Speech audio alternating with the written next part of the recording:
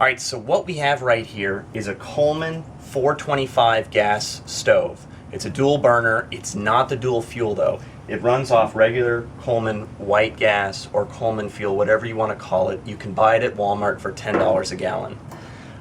What's really nice about them is that everybody says they're 100% reliable, and it hasn't given me any troubles until just recently. See, the problem that it was giving me was the gas was spurting out of the tip intermittently, causing the flame to be sporadic. And I looked all over YouTube, and I looked over forums, and I tried to find exactly what the problem was and how to clean it, but it always seemed that people were vague, and there wasn't a good video instruction on YouTube about it. So I got fed up, and I decided to make my own video. Alright, so pretty much you're going to need two different tools, main tools. There are a couple other ones, but whatever. First thing you're going to need is a 1/2-inch wrench, box wrench, that's all. Next, you're going to need a 3/8-inch socket, and obviously ratchet. Those are the two main tools. So this whole assembly is both the regulator and the stem. Now my problem lies right in the stem. This is the stem. But the 3/8-inch wrench is going to take this nozzle off. The 1/2-inch wrench is going to take this one off.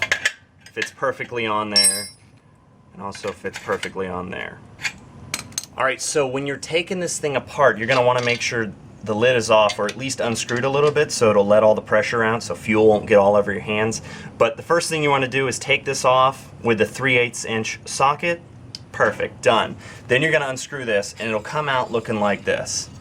Now be very careful, and I'll zoom in just a second because there is a needle on the tip. Alright, so I went ahead and I removed the rod from inside of the stem, and on the end there should be a needle. Looks exactly like this. It's about half the size of a normal sewing needle. Make sure it's straight, and what it does is it either allows or prevents fuel to flow through the nozzle on the end, so it's essentially a stop valve for it. This is the whole unit right here. This is the knob when you take it out. That's pretty much what it looks like with the very little needle on the end. Now once again, be careful not to bend the needle, but if you want to clean this off, it's not going to hurt whatsoever. So to get all the black gunk off, just take some steel wool, rub it a few times. Once you get close to the needle, don't try and bend it, just go straight with it back. Alright, so this is the stem right here. You don't have to remove it. There is a spring inside of it, but I noticed that with mine, even after I cleaned it once, there was still a problem. So inside of the stem there was actually a lot of buildup, so I took some brake cleaner, took a coat hanger, scrubbed it out, and it worked a lot better. It worked amazing after that. But the most important thing is obviously the little needle and the nozzle. Take some brake cleaner, make sure that's clean also, because that's very important that there's no debris stuck in there.